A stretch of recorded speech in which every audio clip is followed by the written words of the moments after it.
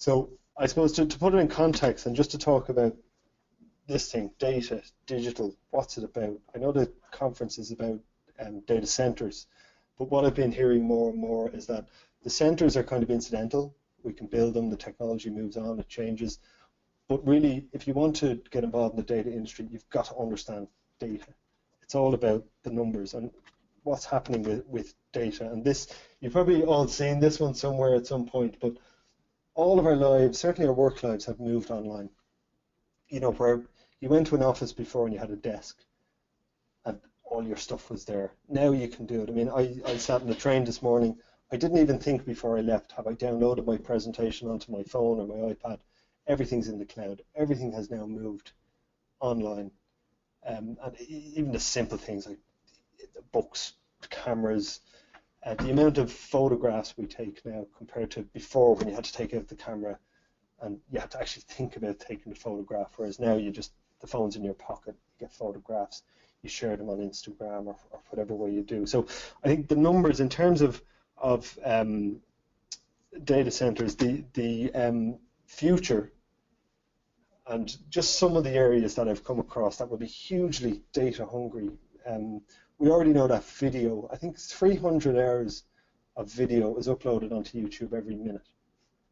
I think I calculated you would need about 18,000 people just to watch them, just to keep up, and that's 24/7. So I think you'd need 70 or 80,000 people just to vet the videos if you were to do it on YouTube. And that just gives you a sense of the amount of content that is appearing that we didn't really have to think about before. Virtual reality and augmented reality, taking digital information and making it useful, making it help people do their jobs. Gaming is another thing. You know, if you're familiar with the headsets now that have come out, where you can be in a virtual world. The amount of data, you can even get now 360-degree YouTube videos, which you can go in. If you go into YouTube and you scroll around with the mouse, you can, you know, there's one done in, you'll have one in a sports stadium, for instance. So you can stand at the event. There's a camera, 6-axis camera maybe set up, recording everything. So the amount, just the volume of data is just so large that it's quite scary. I think for the people in the room, maybe this is certainly very relevant, building information modeling, where you're digitizing design and construction. And I think what we've seen to date is you design a building, you've all sorts of drawings, CAD drawings, whatever, you build it, and then, you know, maybe the maintenance person can come by at some point and find those drawings and is it up to date, etc. Where it's moving to is all that information is live, it's available, you can have it at your fingertips, you can go, what is that light fitting, you know, where's the reorder for this? And I think it's about construction when it comes to handover. They're not just handing over a physical building, they're also handing over a virtual building. And as the technology gets better and better, and the phones, I mean, they're so fast now that they can render these drawings almost in real time. And it starts to be, things that were impossible before start to become possible. But what it does mean is just more data, all uploaded to the cloud, all accessible, all shared. How do we keep it secure? And I'll talk a little bit about that in a second. Another area I find, if you look at things like scientific data, high performance computing, the storage of DNA information, for instance, is very interesting because it takes up so much space that the cost to store it is actually more than it will soon cost to sequence it. The point being that if you sequence, you're better off sequencing the DNA when you need it and taking that information and then deleting it because the cost to store it is so much. The reason I have Microsoft here is they're talking about using DNA as a storage mechanism for data, so that they would, you know, they bought up thousands of DNA molecules, billions of DNA molecules, and they're looking at ways to transfer information onto those molecules rather than using your standard hard drive. So the industry is evolving, the amount of data is continuously increasing exponentially, and I think it's, like I heard a number there, 6 billion mobile devices by 2020. That's pretty much, that's smartphones now, that's not just your Nokia 3210 or whatever.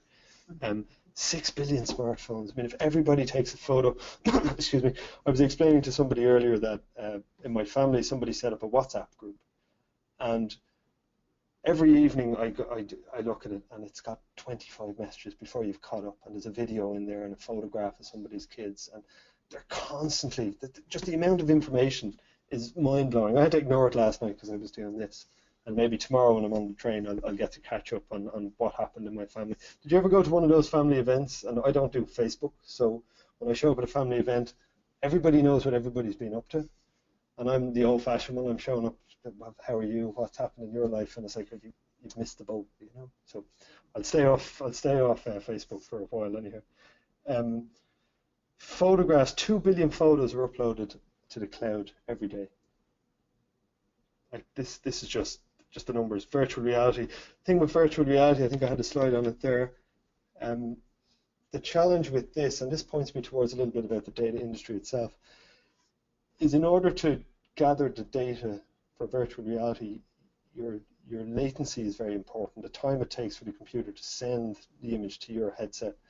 And I've heard somewhere that 8 milliseconds is about the limit, and beyond that, you just it falls apart. The reality falls apart. The speed of light across the Atlantic, I think, is 54 milliseconds or something like that. So Microsoft or Google can't set up the systems in the North Pole or in the US or anywhere else to serve the whole world. You're starting to get the idea of edge computing, where computers at the edge near the consumers in cities are starting to become more important, and then they gather the data and send bits of it up to the higher level. So there's a whole area of kind of aggregating data and figuring out what you actually need to save. I mean, do we need all these videos? Do we need everybody's cat doing something? I mean, is that information relevant? Can it be deleted? How much duplication is there? So at that level, there's a huge amount of waste in terms of the energy. But it does point to the idea that if you look at smart cities, the idea that you need to gather certain information, say about traffic, for instance. You might need to say, I don't need to know what the traffic is like at a junction in Cork, back in Seattle or somewhere. I need to know that there. I'd maybe aggregate the data and send something useful back. But in terms of the turnaround time for things like self-driving cars, Ford Fusion, I believe at the moment, gathers between 10 and 20 gigabytes of data an hour. Now, at the moment, that data is just kind of flushed. It doesn't get used. But as you get self-driving cars and smart infrastructure, and we start to gather that information, you need fast networks that are local that can actually deliver on it. So I think you're seeing different tiers of data centers. Not tiers is probably the wrong word.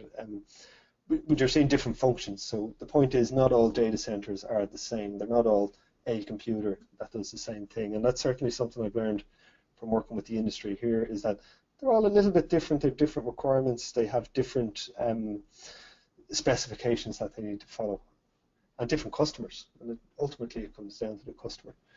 The idea of Internet of Things, apparently it'll all be from homes, information from your home. You're already seeing Amazon have the Echo device, which can switch on your lights, and it's gathering all sorts of data. What happens to that? That's just the sharp end of something that I think is a big change going forward.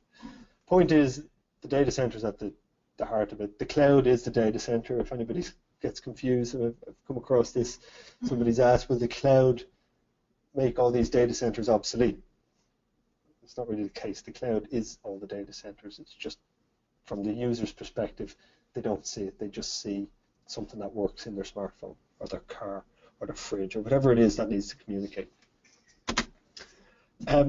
This is an interesting slide from my colleagues at Host in Ireland, who basically are saying the disruption and innovation, this has already happened, that digital has changed the way companies operate. You have companies like Ryanair saying they're going to become digital first, and they're going to really focus on the data and the information, and that they realize that that's key to their business. But a lot of these really successful companies have no hardware, no physical presence. They're literally born on the internet companies that have taken over. I mean, Airbnb is a great one. Largest accommodation provider, doesn't have any hotels or real estate. You want a room, Airbnb is really easy. Netflix is no cinemas. They do now produce some of their own productions, but effectively that's a spin-off of sharing information and data. The banks, it's moving into financial circles now where you've got cryptocurrencies. Again, that's huge amounts of data and information, and the security there is definitely a huge issue. Okay, so I think makes the point that the data is here and it's here to stay, and it's keeping growing, it's exponential, and I think we're only seeing the short end of it. Does anybody know what there's a room full of engineers, does anybody know what an undecillion is? Anybody ever heard of that? It's more than a million. I think it's 10 to the 36, which is a trillion. And I found this out last night on Wikipedia. But the Internet Protocol version 6, which overtakes IPv4, and IPv4 had, I think, 4.6 billion unique addresses. So almost one for every person on the planet. Nowhere near enough. IPv6 is a little bit different, it's more digits. This had to be done in the past few years in order to make all these network connected devices equally addressable, so that you could have a specific address for each one. And so that part of the problem is being solved. There's plenty more problems to deal with. Okay, so what does this mean for Ireland? Why are we talking about it here? Why do we hear so much about data centres? Unless you've had your head under a rock, you'll know that every few months we get an announcement of a new data centre mostly in Dublin, but some further afield, Athenry for Apple, and I see Jerry coming in from CIBSE at the back there. So every time we get an announcement, what you will hear is the Facebooks and the Apples. The point I would make is these only make up half of the industry in Ireland that we see. There's another half that we never see that I didn't know existed, and a lot of names I'd never heard of. If I think of, why do they come here? I'll go into detail on who they are in a couple of minutes, but why Ireland? Is it the green grass? Is it the diaspora that is sending them here? Why come to Ireland if you're a data centre?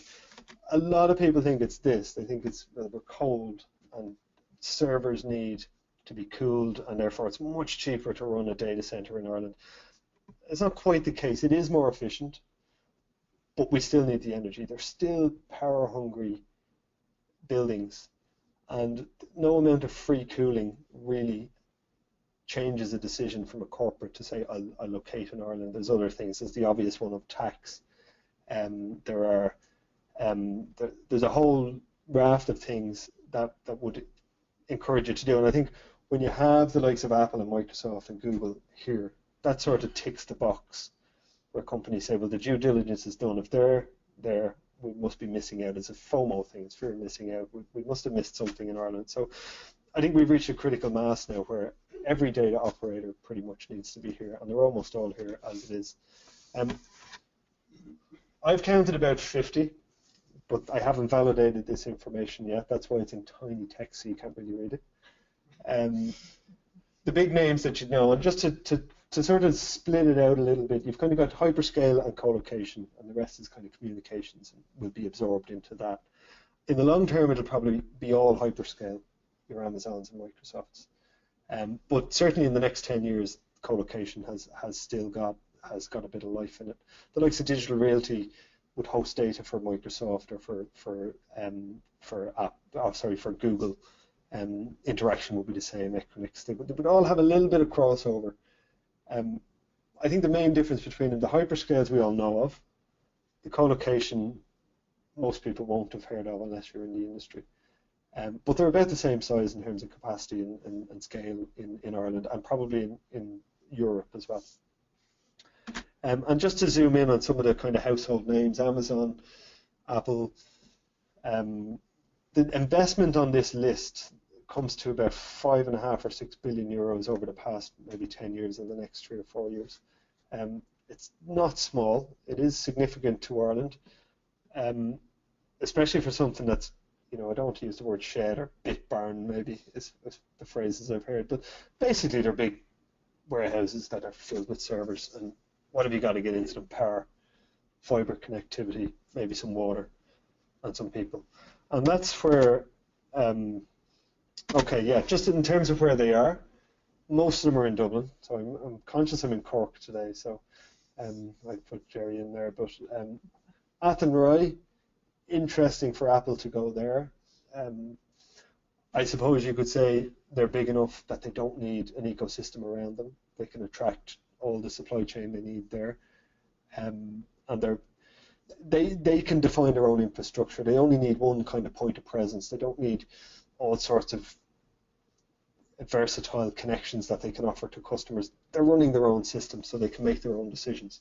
And the big companies are a bit like that, in that you don't really know what's going on inside them. You get a lot of NDAs, and it's a very secretive industry. The likes of Interaction and Digital Realty, a little bit more open, but then of course their clients have them tied into NDAs as well. The reason for Dublin is because some of it's rational and some of it's irrational. The rational bits are they need proximity to the T50 fibre network. I can talk a little bit more about that. They also like to take the client off the plane in Dublin Airport and get in a taxi and bring them to the data centre and say, there it is. Now that seems totally irrational.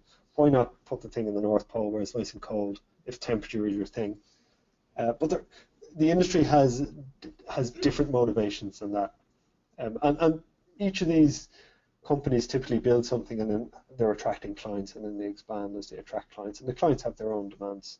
And of course, as we said, with the digital companies that are appearing, it's hard to know what those demands will be, so flexibility is key for them. A mention of Host in Ireland, set up by a guy called Gary Connolly, very enthusiastic speaker, certainly.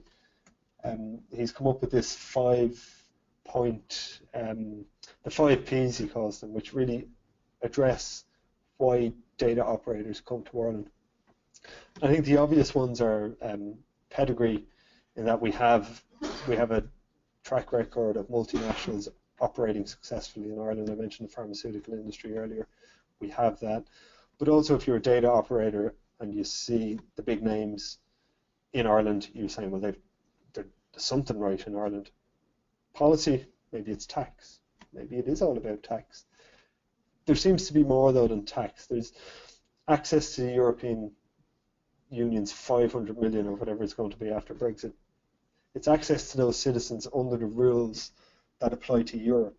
And of course, Ireland, we're English speaking. When the UK exit, we'll be the only English speaking country as a first language in Europe. We also work on a common law legal system, which the UK don't. So this has been interesting because 90-odd% of the data that we see here in the companies that are here are American companies. So the fact that their lawyers can talk to our lawyers makes life an awful lot easier. So you're seeing them dropping in here. The other big one is around data sovereignty and data protection. I don't know if you're familiar, if anybody's come across the GDPR, General Data Protection Regulation, which comes into force, I think, the 25th of May 2018. And a lot of people don't know about it, so Host in Ireland are working on some awareness to try and get it out there. Really what it relates to are fines from the European Union of 20 million euros for companies who breach the data protection. So if they leak data, if they don't look after data, if they don't ask their customers why. I mean, if you run a loyalty card scheme, you need to know why you have that data, what you do with it, where you store it, what happens if it leaks, have you got permission to use it? Can the consumer ring you up tomorrow and say, I want you to give me my data, and actually I want you to delete it? And I think there's like a 30-day turnaround on that, otherwise you're into fines and punishments from the EU Commission. 20 million euro fines, or 4% of global turnover, whichever is greater. So if you think you're Microsoft, for instance, and you decide to do your data protection through Ireland, because you've got to pick one country, and it's likely that a lot of these companies will pick Ireland because of the reasons I mentioned earlier. It's not just your business in Ireland that's affected, it's your global turnover. So this is starting to become a big issue around how you collect data and what you do with it.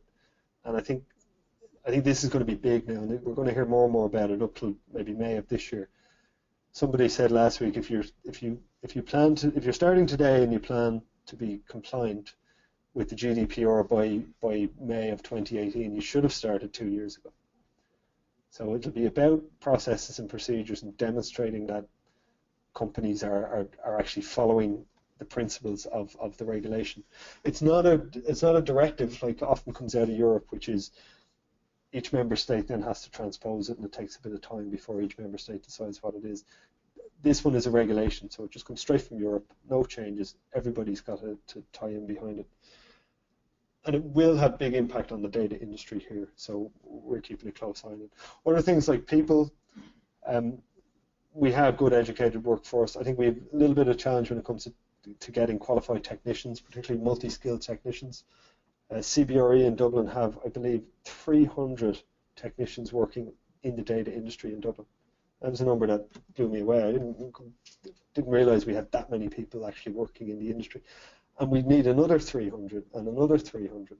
So each of these companies are struggling for technicians and qualified people with multi-skills that can, approach the HVAC system and also go and look at the electrical system and the backup power systems, etc. The last two of the 5 Ps, power and pipes, really if you don't have them, you're not in the game. Nobody's going to build a data center. Power is an issue, and I'm going to talk about the power challenges that we have and how we're overcoming them. And pipes here refers to fiber optic connectivity and the latency thing I talked about. The Hosting Ireland guys, just so you know, all these companies, it's high level stuff. Most of these guys won't talk to each other, but they will sit down in this forum and discuss issues, and I get access to this audience to figure out what their challenges are on the power side, and then try to communicate that back to the system.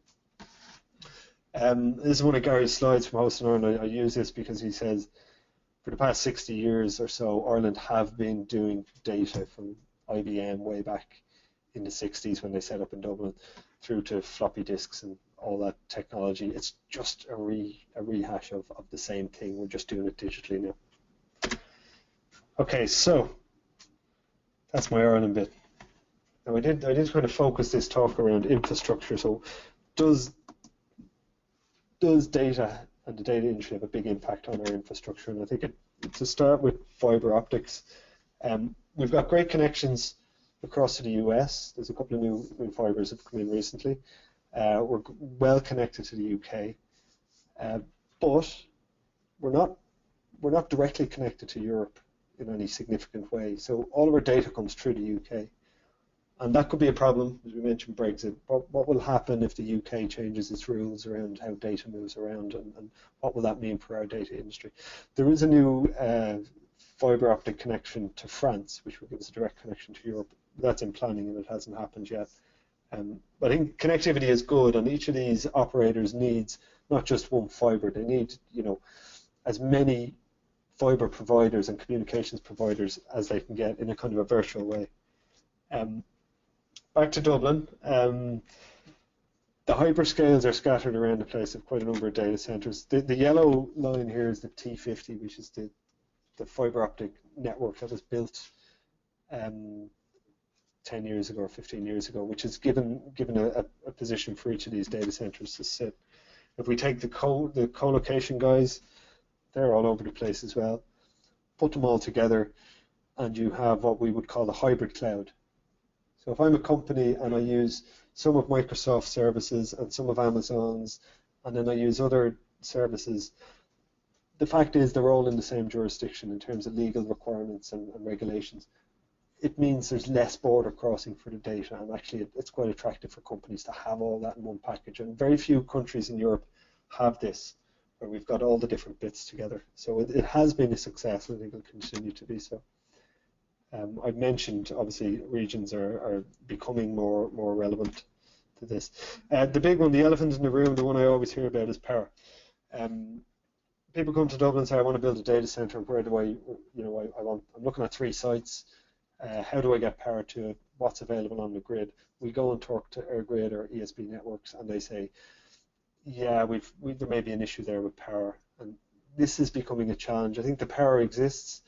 The challenge is getting the power infrastructure in place to deliver to the specific site. I mean, if you're looking for 20 megawatts, and you're working on an old site that maybe had 1 megawatt of a assembly facility there before, it's obvious that you need to upgrade the cables and the electrical infrastructure, regardless of whether you have the power available through your power stations or renewables.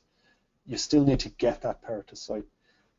There's a bit of a constraint in Dublin at the moment. There's a lot of data centres in the planning that have booked in power, and there's a couple of new large substations that are being built that within maybe 2 years will start to release that constraint.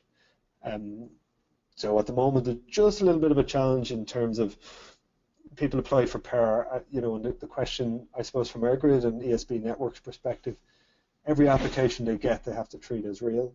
But in reality, you may have people speculating that if I get the power, I can then bring in the client. All the guys in Host in Ireland have clients. They're real data centres. They have clients. So we're working to kind of understand their current and future power requirements. They are very secretive, so I'm managing to get some data, and I can't even share it here, that I can then feed to EirGrid and ESB Networks and sort of figure out if the numbers, the projections that they have are actually real numbers. I've heard numbers of 1.5 to 2 gigawatts of power demand from data centres. Seems huge, seems very big. I mean, if you think our max demand is about 6, could you have a third of our electricity feeding data centres?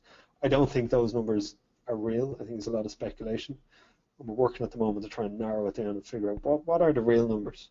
Once they ramp up their flat profile, we can look at things like demand side management, but really a flat profile data center maybe ties in well with a flat profile energy supply, whereas the direction in recent years has been, well, we've got variable renewables, can we vary our supply to do that? So it's trying to find ways to make those things marry up. I wouldn't be talking in Cork if I didn't actually show a picture of Cork's grid as well, so just to say it's not forgotten. I think if you approach EirGrid tomorrow with a plan to build a couple of 100 megawatts in Cork, you'd get the grid connection pretty quickly because the power is available and the infrastructure is there and the fibre is there. So I think Cork has an opportunity to be another kind of hub. They do cluster. The data centres do cluster for various reasons to do with availability of supply chain and people. And as I mentioned, in Dublin, there's a critical mass being achieved, so it's kind of a runaway train. That hasn't quite happened in Cork yet, but I hear a lot of conversations about that. And as I said, that's the 2 gigawatt number I talked about on that graph, which is from an EirGrid report. It's really kind of what has been applied for, what do they think will be taken up, what are they getting inquiries about. Pinch of salt with these numbers. I'm still not convinced that these are correct, and I think EirGrid are doing a lot of work on scenario planning to try and figure out what the trends are, what might happen to change these trends. Will data centres become more power hungry per square metre, or will they become less? Will they get more efficient? These are all questions that are yet to be answered. Okay, so that's electricity. Gas is one that's popped up, and LNG and stuff I get a lot of talk about. I have experienced a data centre who've used gas temporarily to provide up to maybe 5 megawatts of electrical power. Relatively straightforward to do. The gas pipelines are relatively cheap, certainly compared to the electrical infrastructure.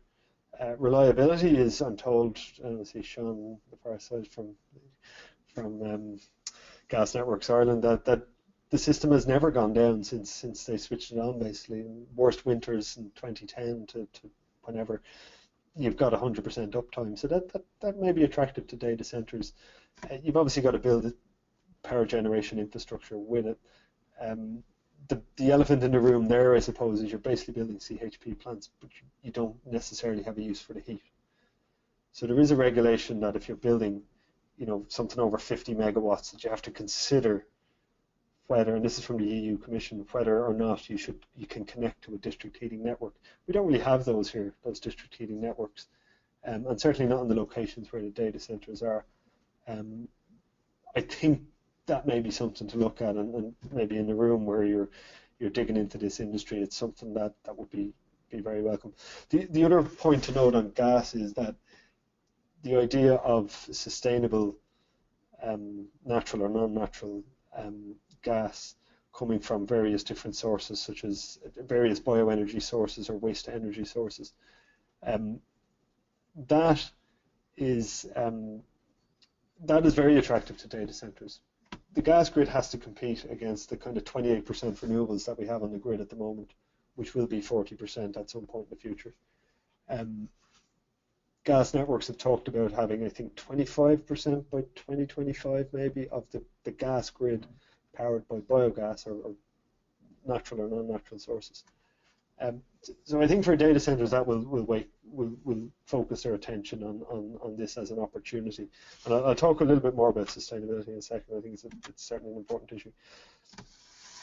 But just to finish up on infrastructure, it's not just physical infrastructure. It's things like the IERC here.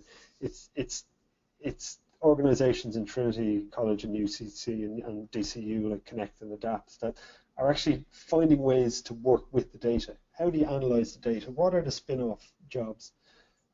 In the US, and I don't have the slide here, but there's a kind of a if you look at North Virginia, for instance, where most of the data industry operates in North America, there are thousands of jobs analysing data. Back to my point earlier, the data could be in the North Pole and you could analyse it anywhere in theory. But for some reason, the analysis jobs tend to cluster with the data centre. So there's a kind of a synergy there. It doesn't really make sense, but that's the reality. Is that so? I suppose my point here is for Ireland that we need to be stepping up and doing the research on the actual data and developing the new solutions around the data itself, so that we can actually use it and start to create jobs and companies out of that. So research infrastructure is obviously very important, and it's attractive to the US companies to come over and say, well, I can go to IERC then and get this piece of work done, or you know, there's an ecosystem existing there, and they certainly like that. My overall point on infrastructure is to say that the data centers and the fiber and all the power and things that go with them, they're also an infrastructure in themselves. If I'm a company looking to locate in Ireland, whatever I do, the fact that these things exist is another box ticked, and certainly as more and more companies go digital, it becomes more and more important. So I think you're probably getting to understand my feeling, coming from a sustainability background, that maybe I should be scared of data centers. And well, now I'm not, because I've learned enough about them to know that they are power hungry, but there are solutions and they are the future, and I feel we need to embrace them, and that's what I've done. Okay, sustainability and standards. Somebody said I needed to talk about standards, so I'll keep this short.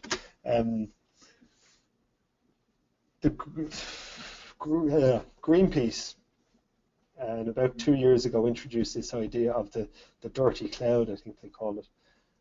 And they start measuring particularly the household names and the big data providers against what kind of power supply they were getting. Obviously, that's specific to your location. You know, you can't really build, you can't cover a roof in a data center with solar panels and expect to power it. Apple have started to buy solar farms in California, for instance, so that they can reach their 100% renewable target.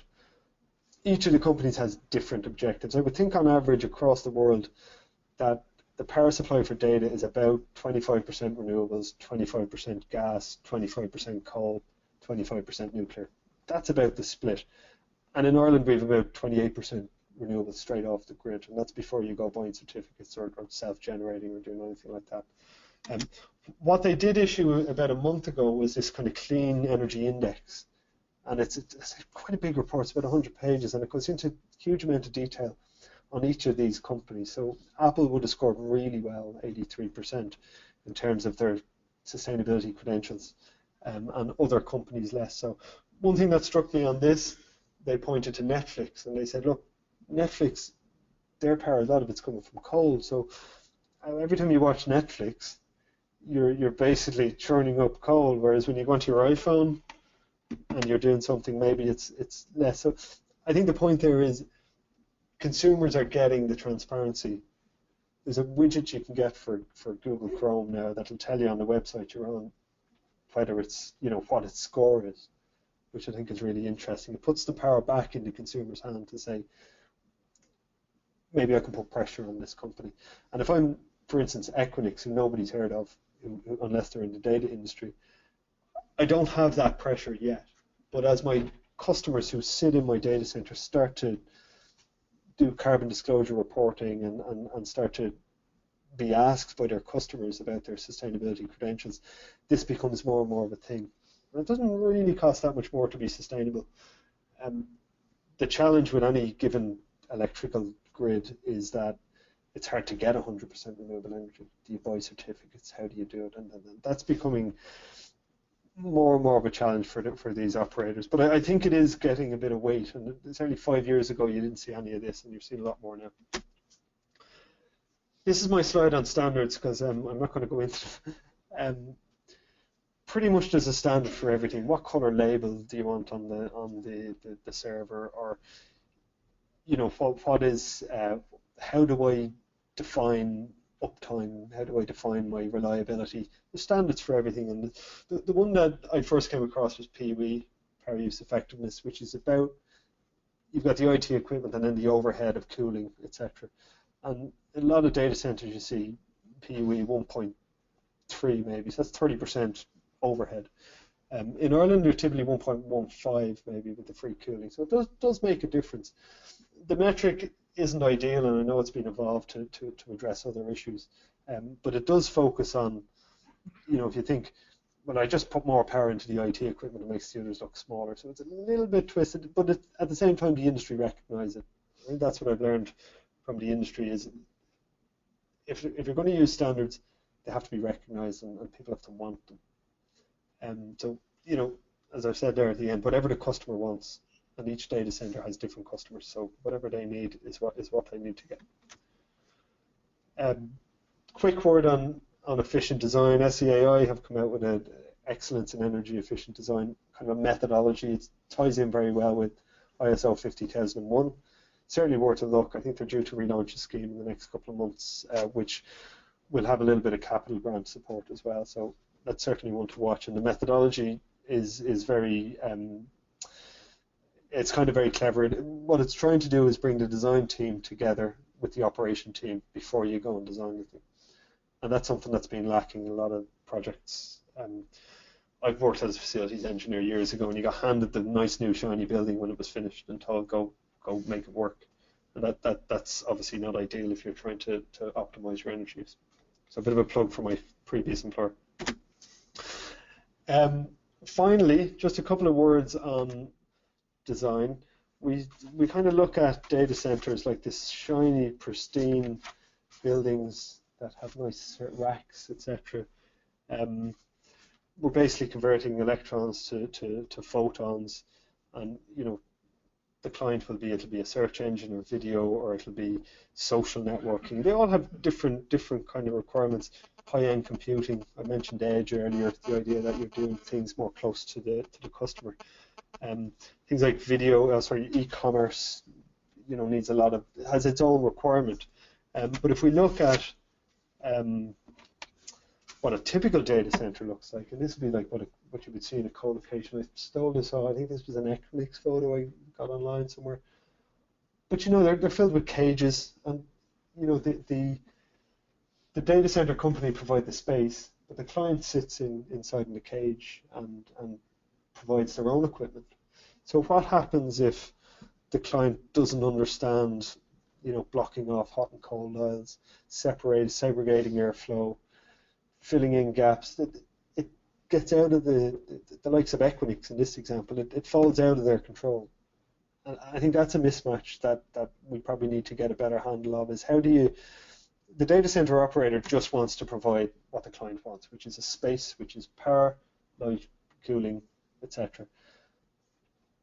But what they put in that space is really up to them, and that's very difficult to kind of legislate for, regardless of who where you sit in the system. I don't quite have the solution to, and we've looked at this problem a few times. I think it comes down to the longer term, bottom up, kind of consumer up kind of pressure to do things properly. It's like anything, all the talks I've given on energy, the solutions are easy. It's getting people behind them and getting the system to actually implement them is the hard bit. And I don't think this will be any different here. Okay, so finally, about a year ago, I did a conference with Engineers Ireland, and we framed it around the idea of a recipe. Because I had 3 speakers, and I said, you've got 10 minutes each, and I want you to give me your recipe. You're Jamie Oliver. Give me your recipe for designing a data center, or operating it, or building it. And this was my first pass on it. You know, you would have to tick these boxes. And this is generic enough engineering stuff that you would see. But I had a guy from a company called Future Tech who designed data centers, and his take on it wasn't quite what I expected, because he talked a lot about stakeholder engagement. He said, great line there, he said, start with a plain sheet of paper. So this idea of copy and paste, it doesn't work. The clients all know what they want, or you've got to extract from them what they actually want. And it's things like buildability, and a great phrase there again, design from the inside out. So figure out what the client wants and provide for it. Don't just put things in because you've heard that they might be good or otherwise. And I won't go through all this, it'll be in the deck or whatever, you can pick up on it. An interesting point as well, in terms of electrical and mechanical designers, a typical data center designer probably has 7 electrical engineers for each mechanical, because the solutions on the mechanical side are relatively straightforward compared to what you would do on the electrical side in terms of resilience, etc. So it's just one to note if you're deciding to do electrical or mechanical and you want to get into this industry. There certainly seems to be jobs on the electrical side more so. Okay, and that I think, yeah, just I suppose to finish off, I'd say data's here to stay. Ireland are no different really. We have good policies, and we have good advantages in terms of Europe and even internationally. But the challenges are no different. The challenges around power are the same everywhere. Every country has this problem. In Ireland we don't have nuclear and lots of hydro that we can leverage, and that's our own reasons for that. But the point is, the challenges are the same everywhere. So no matter where these operators go, they have to find power. They have to meet certain conditions, and that's just par for the course. I think that's just the way these industry operate. I haven't talked at all about things like quantum computing, which I did want to have a slide in here to talk about. The kind of change in how computing is actually done. I think in the next few years we won't see a massive change there. I didn't talk too much about renewables, but I think the challenges are obvious there. But yeah, data centers need fibre, power, infrastructure, people, pedigree, point, all those P's. And thank you very much. Appreciate it.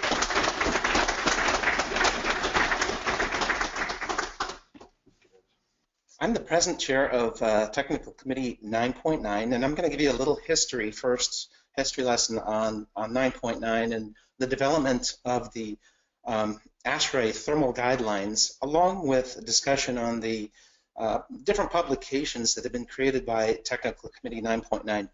So I'm going to jump real quick to just a graph, and let me just move this off the screen. But people may recognize this graph. This was put out way back in the late 90s.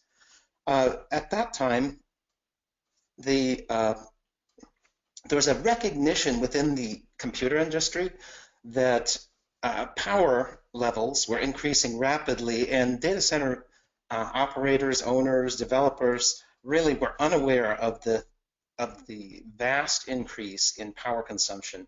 So a couple of gentlemen, Don Beatty and Roger Schmidt, who were the first 2 chairs successively of 9.9, kind of got together by chance and determined that they were going to find a way to create an industry group that could address this situation. So I'm going to talk a little about the creation of 9.9 and then get into some of the details now. So I hope most people are familiar with ASHRAE. I'll just point out one thing. This is an ASHRAE slide, not my slide, but ASHRAE is a large organization, and the technical committees fall within the technical activities group of the Technology Council.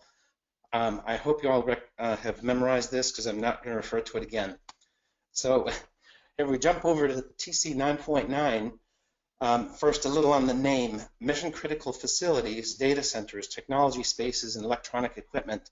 The important thing here is 9.9 brings together the IT community with the data center community. As I was discussing earlier about Don and Roger, this recognition of that those two groups were really on their own trajectory without a good common path, and they brought this together under ASHRAE.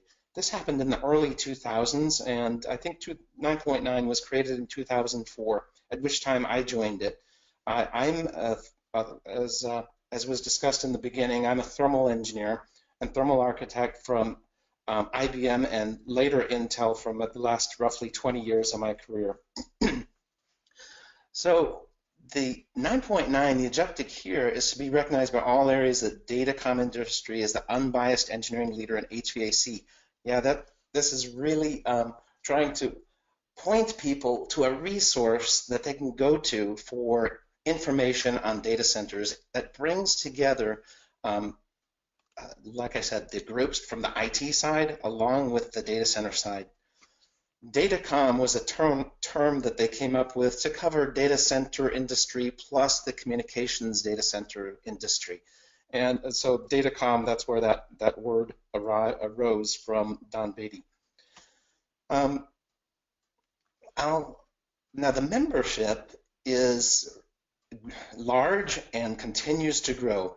TC 9.9 is the largest and most active TC, and we have over 400 members now. I think the presentation I previously said 250 as of a year ago. Now at this time, we've grown to over 400. And we have representatives from the datacom equipment manufacturers.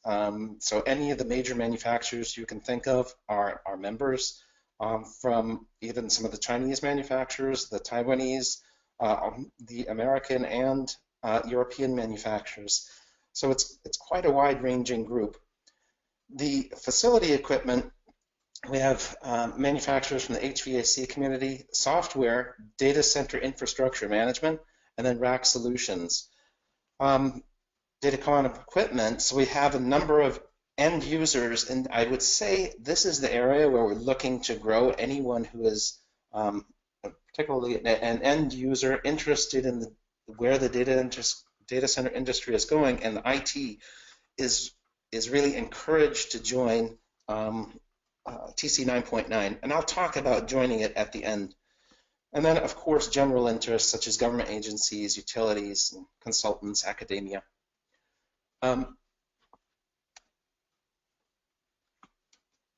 The activities. Now, what we work on are, of course, standards, and I'm going to talk about the thermal guidelines and whether or not it is a standard.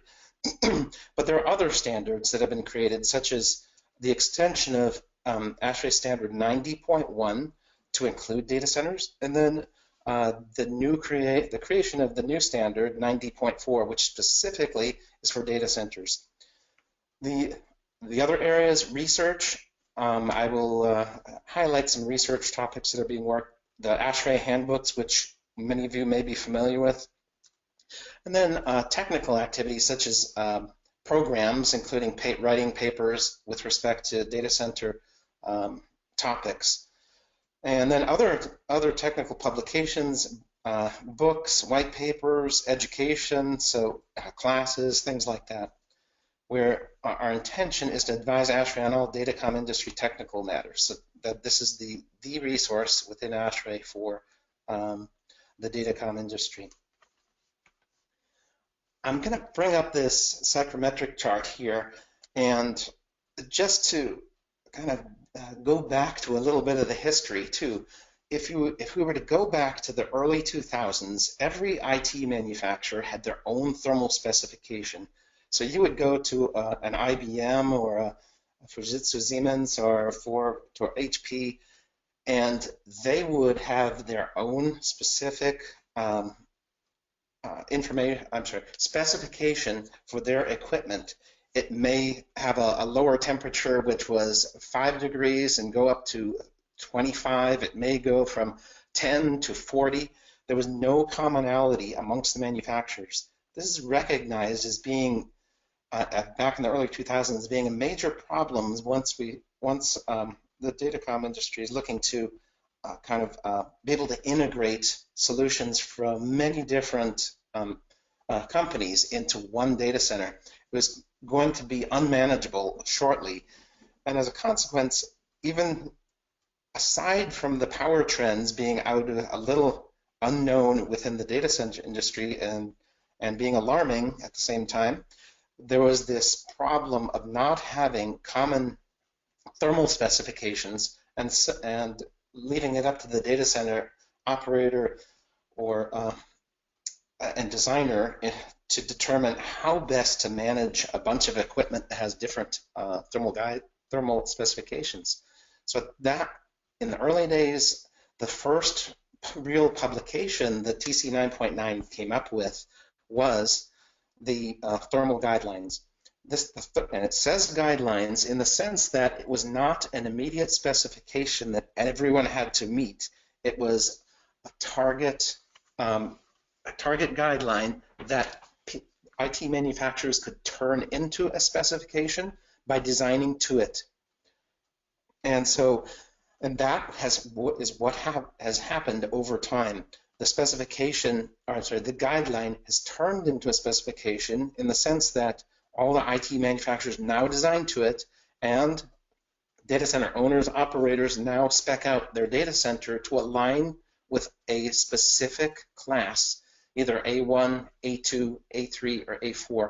I'm assuming everyone here knows what a psychrometric chart, but I'll cover it real quick. Important here is its temperature versus humidity, temperature on the x-axis, humidity on the y-axis. And you notice the A1 is the most restrictive with respect to temperature and humidity, A4 being the least restrictive with respect to temperature and humidity. So you can see these different, obviously, an IT manufacturer has to be very intentional in how they're going to design their equipment to work within the specification that they align with. So this was an important point, in fact, perhaps the most important point in the creation of TC 9.9 is creation of the thermal guideline. Notice up here I say 4th edition. It's been modified 4 times, and I'll talk about that in a few minutes.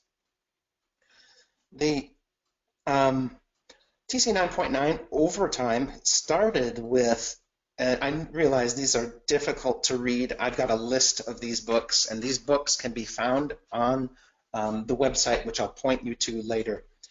I'm just going to comment on what they are. The first one was the one I just described, Thermal Guidelines for Data Processing Environments. That was the initial book. And you notice how now we're up to 13 books, if you can actually read this. And the 13th book being released roughly a year ago. The first book is on its 4th edition and will be updated to a 5th edition. The second book, so as I described, book 1, the most important book in that it set the manufacturers along a line to design to the same specifications with respect to their IT equipment. Now, as we move forward in time, the forecasts and trends, that was book 2. You remember I showed that chart, this chart, which was a power trends chart. I realize this is a bit unreadable. What this is time and power consumption over time per square per area. And you notice how different equipment is increasing in time. Book 2 now really goes into that in much more detail. That initial chart was released as a white paper outside of ASHRAE before TC 9.9 was created. And after TC 9.9 was created, the book was created. We've created our 2nd edition. Our 3rd edition is under development as we speak. It'll be a major revision. I recommend not buying this book right now. I believe it will be, the present edition will be out of date by the end of this year, and the book at the end of the year will be a great update to the present edition, second edition. So keep continuing on now. Key metrics. I heard that previous presenter mention PUE. This book, PUE, A Comprehensive Examination of the Metric, this was a common book done with the Green Grid. So ASHRAE and the Green Grid got together and wrote that book. There are two other books which really are along the lines of covering key metrics, and that's Real-Time Energy Consumption Measurement in Data Center and Server Efficiency, which was a release roughly 2 years ago, which describes how IT equipment is characterized and with respect to performance and power consumption both. And then there are 8 books in the practical applications realm. Actually, I'll come back to the list shortly. So you can see there's a whole series of Datacom books that have been created over time, starting in roughly 2004, and last one being released last year. Some definitions, and this is important as we move into the era where data centers will have their own standards that they must meet. If you look, ASHRAE has created some standards, in particular ASHRAE standard 90.4, which was just approved last year, and 90.1 had previously covered data centers starting in 2010.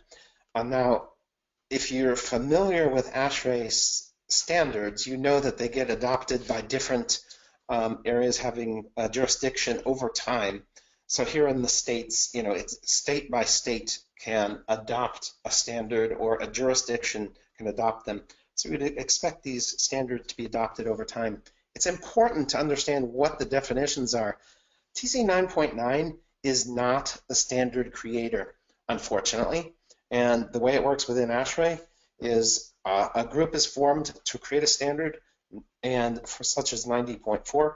9.9 has some participants, but there are other participants from other areas within ASHRAE, and so there isn't always agreement on exactly what the definitions are. We, within 9.9, have our own definitions.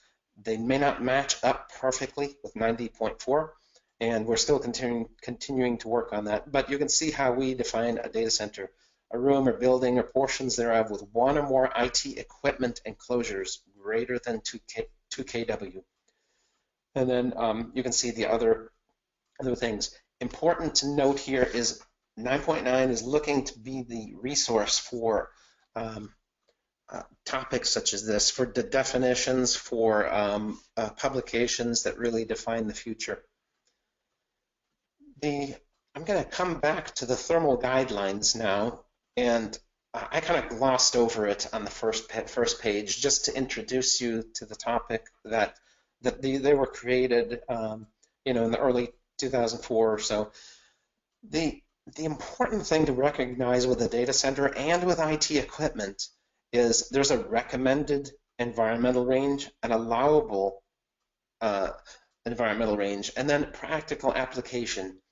And the recommended is guidance to data center operators for the optimal range, for the Datacom equipment for optimal performance, high reliability, and lowest power consumption. You notice how it's tipped to the IT equipment, not to necessarily to optimal operation of the data center. Keep that in mind. Allowable are the limits within which the IT equipment is validated to function. So the IT manufacturer will ensure that when they put out a piece of equipment that has a specification, an environmental specification, they ensure that their equipment can meet that specification and functions. Practical application is really where you bring everything together, including the data center, the specific data center, optimal range for a given data center based on operational goals, including performance, power efficiency, and compute efficiency. And what I mean by that is operating in the recommended range may not at all be ideal for a given data center, because there may be reasons for wanting to always operate outside the recommended range, which are perfectly fine and understood by the given data center operator. So let's take a look back at the thermal guidelines. First, 2011, the third edition, and then the 2015 fourth edition. You notice a couple significant changes, mainly on humidity. Notice how humidity ranges have been extended downward. I'm going to look at the one on the lower right, and this is the latest edition. You notice how humidity really almost has no bottom, in that it's almost hard to create these levels of humidity in the data center. This is an example of what TC 9.9 drives to expand the thermal specifications for the equipment and the capability for a given data center.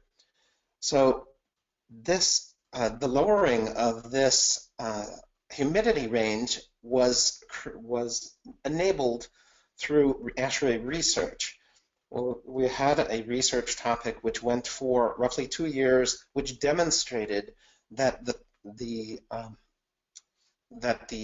risk due to electrostatic discharge, which was the big worry at low humidity, would be too extensive. And so that's why you see, in order to eliminate the risk of electrostatic discharge, you notice how it's relatively high humidity on the low end. The research proved that this was not really the case. The exposure to the IT equipment was not high, and as a consequence, the environmental envelopes were all expanded. I'm sorry, not all. The A1, A2, plus the recommended were expanded on the lower end. It may look like small changes, but these are major changes with respect to data centers that have to manage humidity on the low end, and potential cost savings of operating that data center. Notice here, remember I talked about recommended versus allowable. Recommended is a tighter range. This is the range within which the IT equipment operates optimally with respect to performance, reliability, and power consumption. The allowable ranges are the A1, A2, A3, and A4, depending on what the equipment is designed for. Different IT equipment can be designed for a different environmental envelope. There is cost associated with doing that, and a data center which does not really require this equipment, there is very little benefit to purchasing equipment that may cost more, such as an A3 or an A4 piece of equipment that can be operated with inlet temperatures up to 45 C.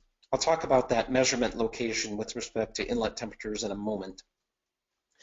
Of course, these are the ranges within which the IT equipment will function, is guaranteed to function.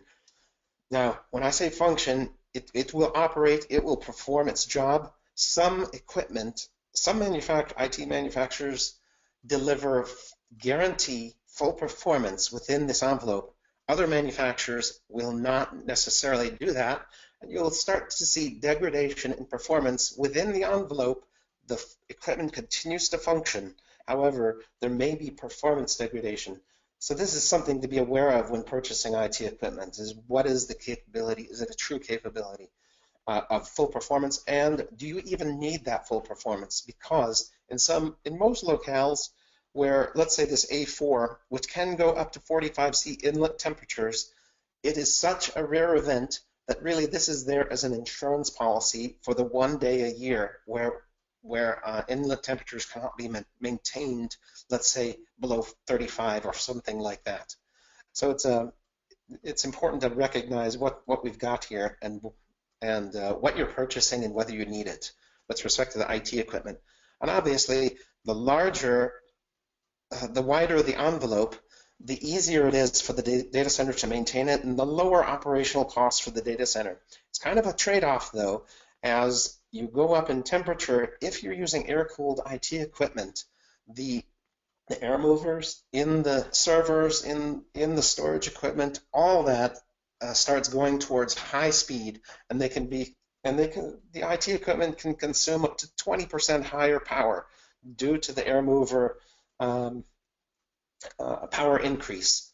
And when you go towards these extremes, so you can see, you can start, there's a tipping point, there may be a tipping point in a given data center for when you're operating at these high temperatures. Sure, it's great on the data center, it's not so great on the IT equipment, in that it may function, but it may be consuming 20% higher power. That's just an example. Going on now to what ASHRAE does.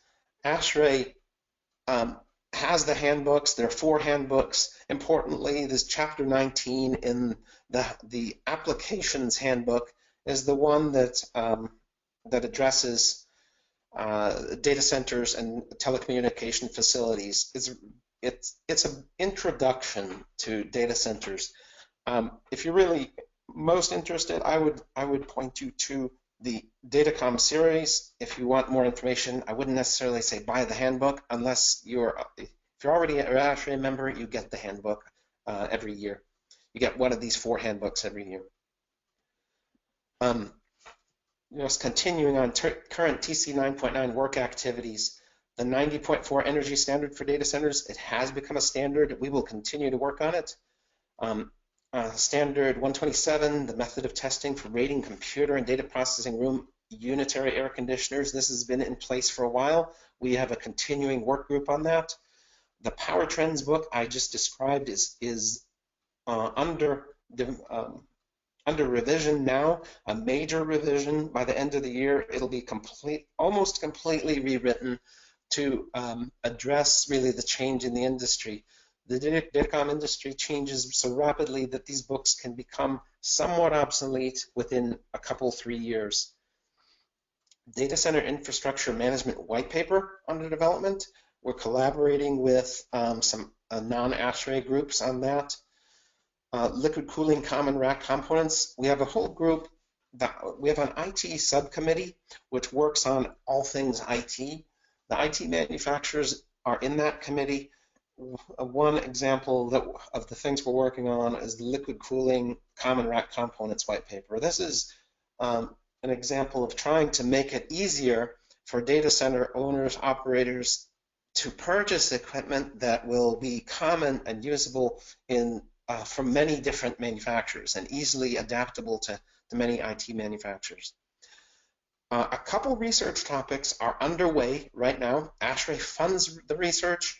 We have to go to them with propositions for this research. We have to and then go through an approval process. Thus far, in the 13-year history of TC 9.9, we have 3 approved research topics. 1 is complete, 2 are underway. IT equipment corrosion at high humidity with gaseous pollutants, and research on safety modeling of data centers. And I'll just touch on this corrosion one real quickly. If you remember humidity, why do we even care about humidity? On the high end, it's all about corrosion. And corrosion is not necessarily a problem in most well-developed areas. It's most a problem in India and China. So India and China, where they want to use free air cooling as much as possible, is not possible because due to the pollutants in the atmosphere that interact with the humidity in the atmosphere. And so our research is underway to try to characterize the interaction amongst those two, and to determine whether we can bump up the recommended range or even the allowable ranges on humidity, or provide other guidance. That'll be a significant cost savings in some areas of the world.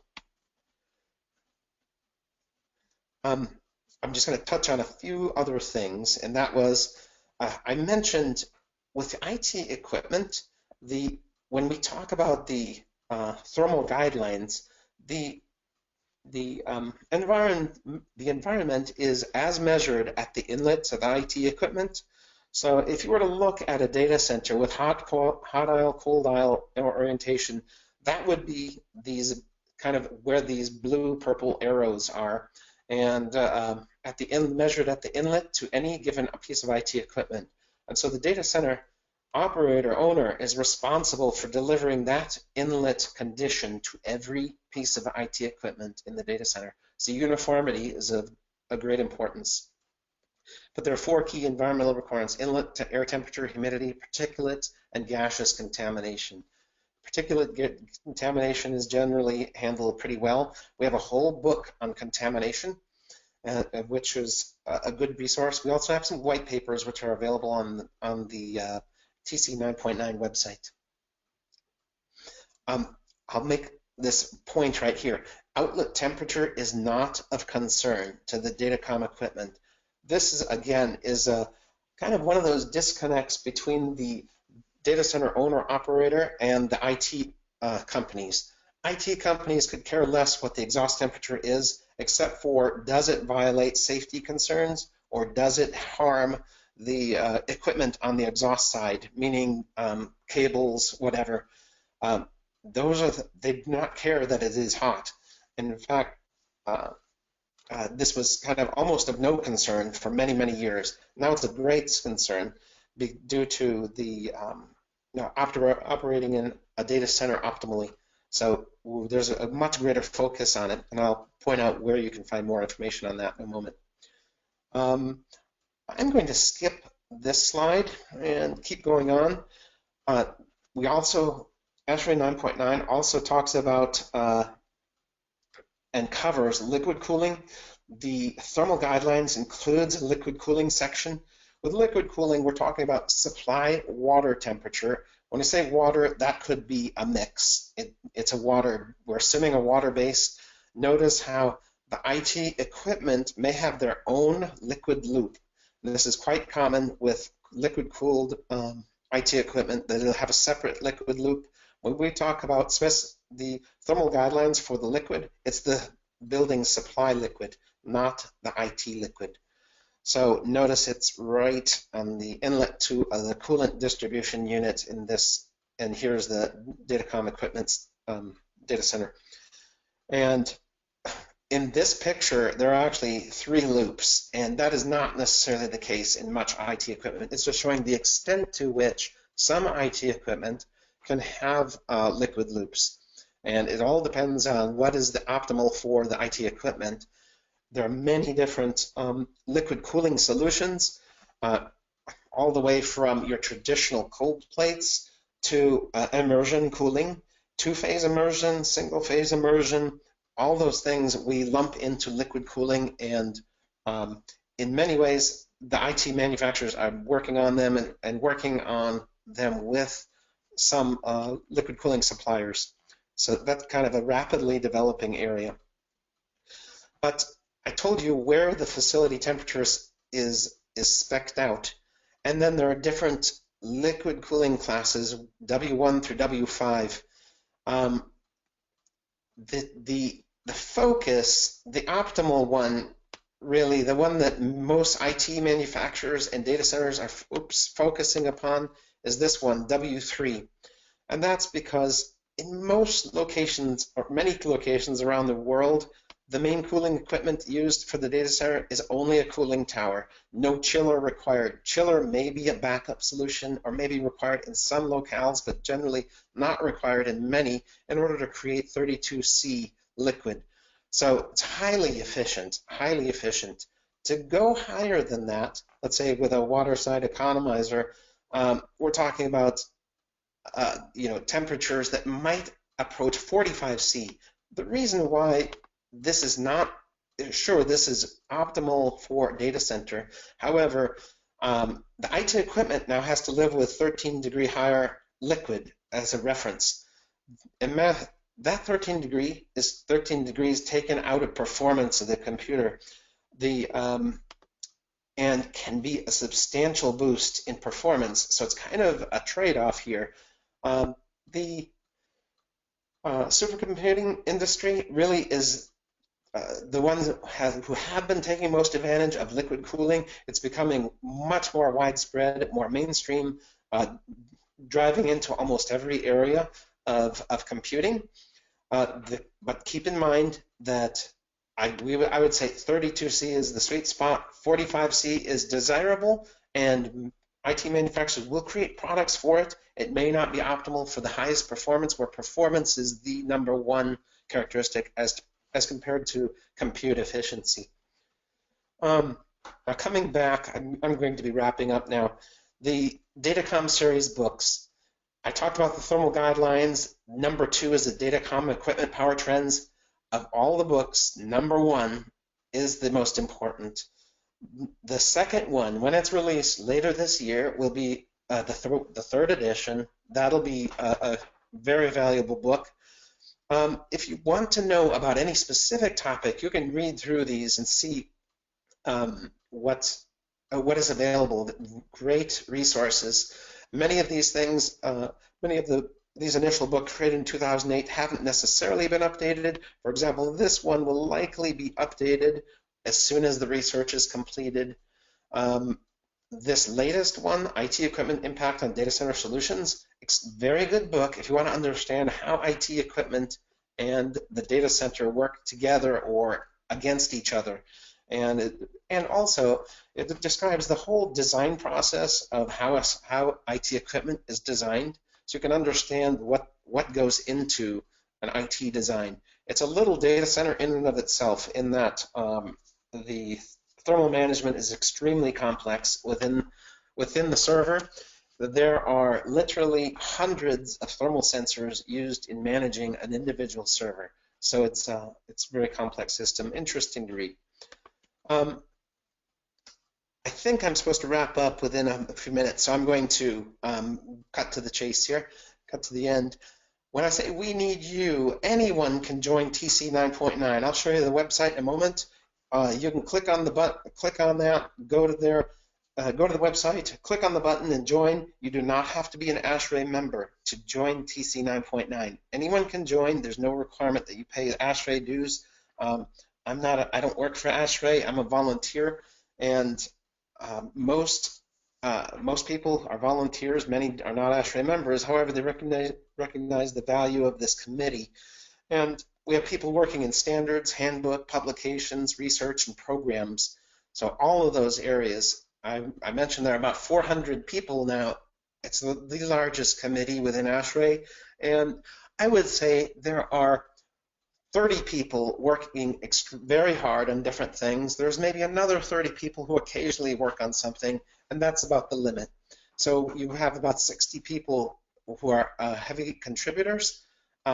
Paul, who couldn't get there, he's one of our great contributors.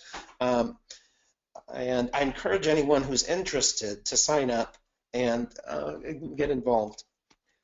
I want to thank you all for coming.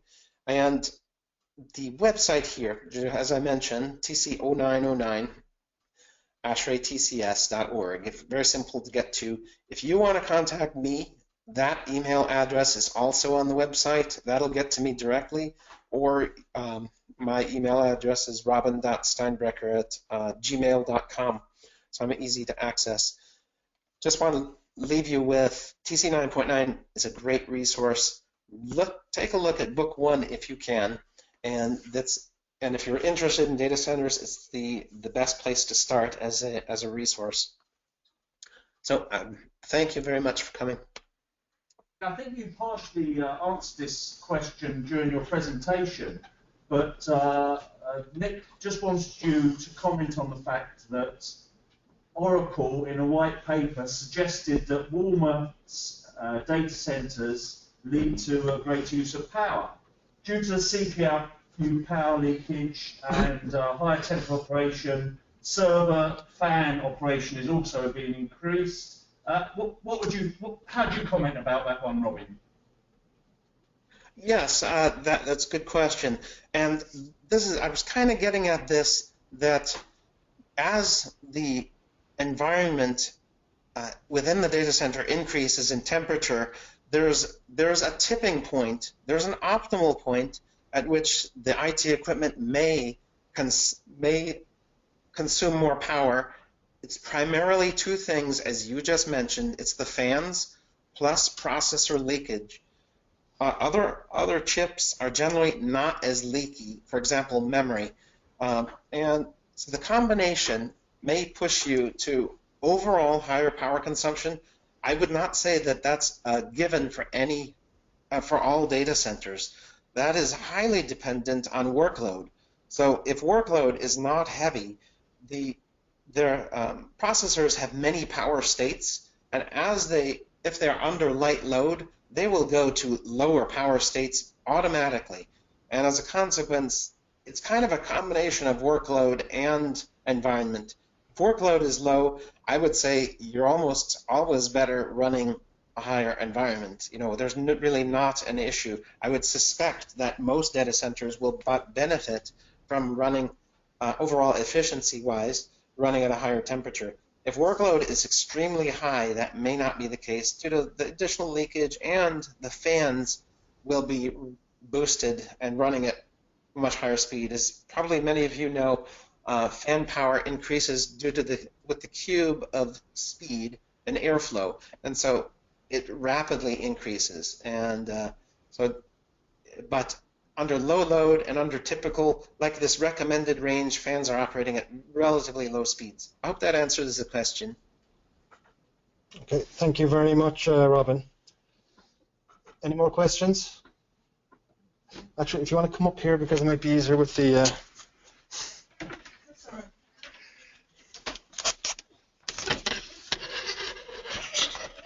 Hi, I'm Shirley Gallagher from CIBSE, and the question's for Dave. Do you think we need to learn to digitally declutter? That's a very good question. Should we learn to declutter? I think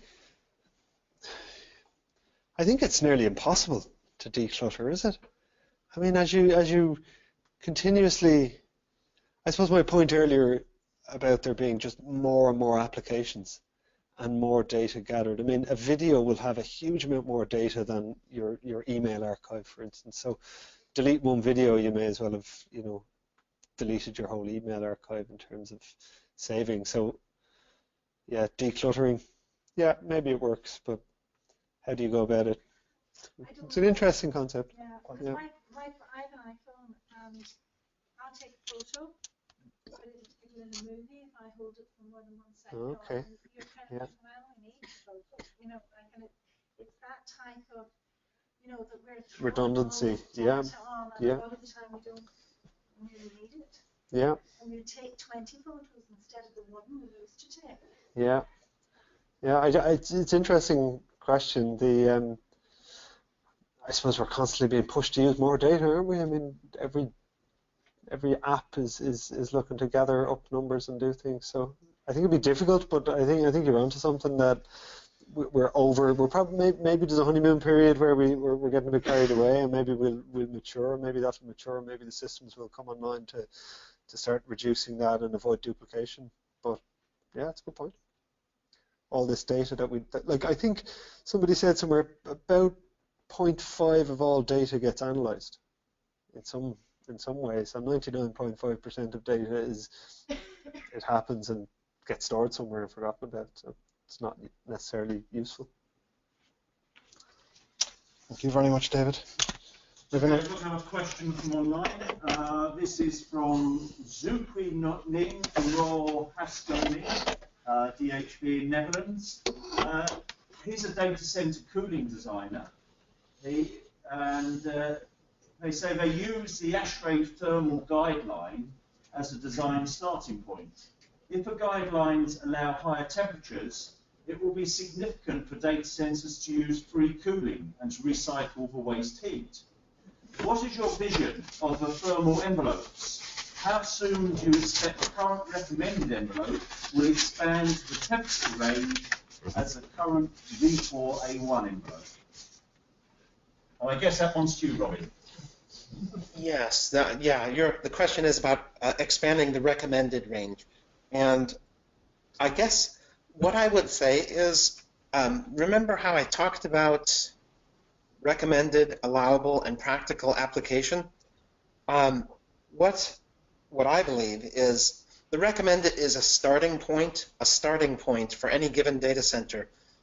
Once a person knows how their data center is operating, is confident in its performance, in practical application, they may find that operating, I'm going to go back to the psych chart here, operating, let's say, instead of at 28C or 27C, but rather operating at 30C is optimal for that particular data center. If they've got A3 equipment, let's say they've purchased A3 equipment, they still have quite a buffer of 10C. And of course, this is important to understand what's your risk level. The reason people are not going outside recommended range has to do with risk, risk assessment.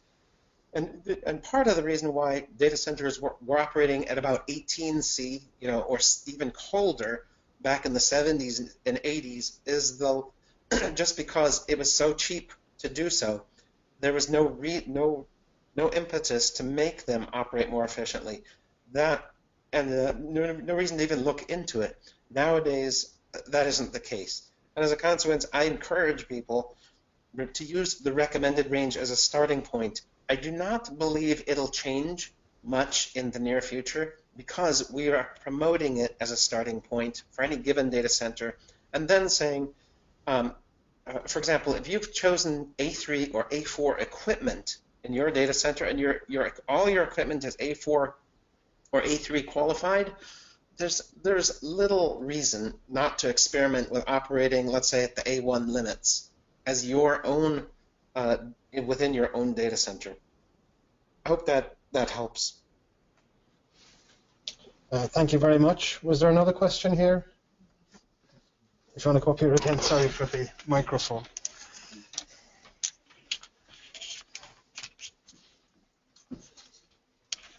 Thank you very much. Yeah, Toy Kiki from ARP, and it's a question for Robin, just a clarification. Robin, one of your slides recommended on liquid cooling supply water temperature of 32 degrees. Is that actually specifying that you're within the A3 envelope? Yeah, that's an interesting question. Now we're talking about the liquid loop as opposed to the air loop. And so, as you're probably well aware, data centers even liquid-cooled data centers may have some air cooling in them. And so you have to balance the air cooling and the liquid cooling side. They're operated as two separate loops. In this, you can think of them as two separate loops in this instance. Although that liquid temperature, here I'm pointing now to the picture, I hope you can see it. That liquid temperature is the building liquid temperature. If you've got both an air and a liquid system, you may have a computer room air conditioner that you're running that liquid to also cooling simultaneously. So in the air loop, that temperature is not even defined. In the liquid loop, when you're cooling the liquid cooled equipment, that is defined. Does that make sense now what I'm talking about? And so you have to be very careful that, of course, you're not going to get condensation and things like that when you're within the data center with respect to the air temperature you're running. And this is a complication of running liquid cooling, but it's definitely one that can be addressed. And you do have to spec out both the liquid side and the air side. So in effect, you have an air class and the liquid class, and you can mix and match depending on what your requirements are. And of course, you have to avoid condensation. Thank you very much. I'll take one more question online. Tim, is that right? Yeah, this question's from N Kwang. He's online from Ashburn in the US. He asks, does tape storage requirements follow by the environmental classes, or is that a different environmental envelope requirement? I assume. I mean, that's you. Yeah, that's another good question. And tape is, although we have, tape can be located in a separate room. And so if that's the case, that the tape is managed in a separate room, it may have its own ASHRAE class, meaning you may run your tape room at A1, whereas the rest of the environment, rest of the data center is run at A3, for example. Tape is supposed to meet the requirements of one of the ASHRAE classes. I won't claim that all the tape manufacturers have aligned with ASHRAE. They've been kind of slow to adopt. So you'd have to talk with your specific tape manufacturer to see whether they would require relocations to outside your typical data center into a different room that can be managed separately, or whether they can be inside your data center with a wider environmental envelope.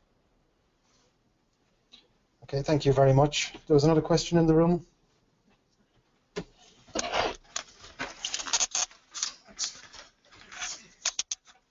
Hi, it's a question for Robin. Dermot Maloney here, M&A. You mentioned, Robin, the publication on gaseous and particulate contamination was 2009. It's just really two questions around that. One is it likely to be reviewed soon? And then secondly, there seems to be very little published, well, certainly peer review material on air quality and data centers, and maybe if you could comment on why that is. I did notice a lot of it seems to come from India and Pakistan for the reasons you stated, but you know, is it being looked at any serious level in the States, for example, and you know, worldwide? Thank you. Okay, thanks for that question. Yeah, that's a good one. Yes, since the 2009 publication, that was the initial book, and I mentioned that we've got research underway that will help to better define the interaction between gaseous contamination and humidity. There have been some white papers that have been published by TC 9.9, and here I just went, if you're looking at the screen, I went to the TC 0909 website. I'm going to hit two things. First, I talked about membership. If you want to join, click that button. And as I mentioned, you don't have to be an ASHRAE member. And now let's get back to the question at hand, which was gaseous contamination. There are some white papers, and here I'm going down here. There's an additional one, 2011 ASHRAE Gaseous and Particulate Contamination Guidelines for Data Centers. I would say that there's been more work done because it's become even more concerning, particularly in China, with respect to contamination and corrosion. So there are a couple of companies, IT manufacturers, who are working extensively with the Chinese and have contributed greatly to these white papers. A couple of gentlemen from, engineers from IBM in particular, have been lending their expertise to ASHRAE and have contributed greatly to these publications. Look for the results of that when we incorporate the research which is underway, which will take roughly 2 years and just kicked off last year, to be incorporated in an updated version of the gaseous contamination, the contamination book. Unfortunately, not as quick as we would like, but there is work ongoing to help define this and define the problem better and to provide better resources to people such as you. Okay, thank you very much. Was there another question, Adam? I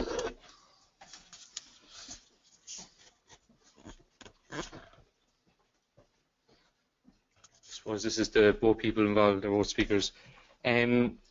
Outside of PUE and DCI, which have come under some criticism in the past as a metric for performance, do you see any other metrics being used for energy performance? I haven't seen a document that ASHRAE have there, but other metrics that are perhaps related to kilowatt hours in terms of their metric as opposed to just ratio. Thank you. David, do you want to answer that first, and then Robin? Okay, thank you. I think the green grid were doing some work, because it was a green grid came up with the PUE metric initially, and I seen a talk, but I think it's LexCore is an interaction that does a lot of the work out of the US, but he was suggesting that the classes for reliability were really what they were focused on, and if you brought in renewable on-site generation or fuel cells or anything, that at the moment you couldn't get kind of credit on the ASHRAEs on the uptime scale. But in terms of overall metrics, I mean, when I look at energy, I think, well, what was energy in and what was product out? And it's very hard to define the product out for a data center, because a Google search is different than social media or any kind of calculation work that might have to be done. So I've had this discussion a few times with data center operators, and they've said to me, we'll end up fighting with each other the whole time over the metric, as opposed to actually making efficiencies. And the philosophy being taken is, well, to focus in on the individual bits of the data center and make them as efficient as possible. But yeah, a dream metric would be, as you would have for the dairy industry, say you would have kilowatt hours per liter of milk type thing. But yeah, it doesn't exist, and nor do I think it will in the short term. Yeah, and that's another good question. Particularly, some of the difficulty with PUE is it kind of buries the inefficiency of the IT equipment itself. I think that was David who was talking about what compute you get out of what you're putting in. That is really the most important factor. With that said, there is work within with the Green Grid and with others to better define this portion of it. So there's an inefficiency associated with the IT equipment itself, the cooling overhead, the power conversion overhead that is buried in here. So you can have a highly inefficient IT equipment and get a very good PUE as a result. That doesn't actually make sense that would be the case. With that said, there's also the Datacom series book. I mentioned this server efficiency book. In order to better understand what is the efficiency of the compute itself, within this book, it talks about all the measurements and the ways that efficiency for compute can be determined and used in a common fashion and reported in a common fashion with respect to the different IT manufacturers. That's really what, looking towards the future, that's going to be an important aspect of efficiency in the data center, is purchasing the right IT equipment from the manufacturer for the given workload that you are trying to address. And specific workloads can benefit from different types of configurations and such on the IT side, and that can all be comprehended if it can be characterized. And this server efficiency book is kind of a book that describes that process. Thank you. Mrs. Rooney, we're all going to go onto the cloud. Even now, a lot of my stuff goes in and out of the cloud. This is very greedy on bandwidth. And certainly this week I've been out of range of a hard telephone line using my mobile connection, and I've been pouring euros into it just to stay in touch with my laptop into the cloud. I was also on a farm the other day where they're robot milking, and they're going on to more use of this broadband. Now, in the infrastructure of Ireland, is there any hope? Or perhaps it's already happened. The government is no doubt on top, and the commercial companies are now on top on how to give us reliable, fast broadband in the remote areas outside Dublin and Cork. Certainly a topical question. I actually had a slide on the rural broadband, and I took it out last night because I thought it might be less relevant, but it's interesting that you've picked up on it. I obviously can't represent the Department of Communications, but there has been a lot of pressure to deploy rural broadband, and there's an action plan there. So I think they're on top of it, but it's certainly an issue. I mean, if you want to work remotely, that's got benefits, environmental benefits. If you can't get the broadband, then where do you go? I've often kind of thought, well, there'd be a certain push for broadband, and then you would also get a bit of a push against data centers, and you'd wonder where the mismatch is. And I think from the data center side of it, it's about communicating the value and the benefits. And I think we all kind of get that, certainly here, I would imagine. But yeah, broadband definitely an issue. It's very obviously very difficult with a thin population. We're quite spread out, and you've got to get the physical infrastructure in place. But I'd say it's improved a lot in the past few years. But again, it's not really for me to defend. Only comment. Thank you. Thank you very much.